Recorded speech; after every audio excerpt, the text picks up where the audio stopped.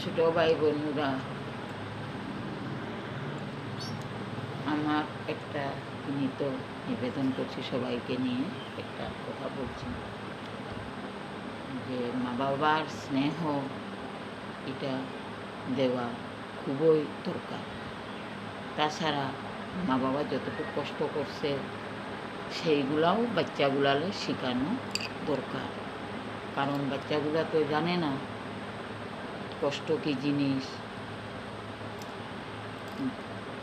বিনা কষ্ট কী জিনিস। সে বাচ্চাগুলো তো এগুলো বুঝে না, যার দরুনে মা বাবাই এটা তরফ থেকে শেখানো উচিত।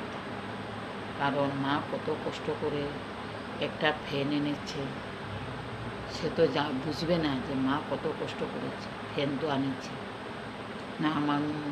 আমি কষ্ট করেছি, আমার ছেলে মেয়ে যাতে কষ্ট করুক, কিন্তু সে কষ্টটা যদি না বুঝে যে ফিনিশ যেটা দরকারিও প্রয়োজনীয়, মা বাবাকে স্নেহ করা, মা বাবা কষ্ট করেছে, এইগুলা তারা বুঝতো না।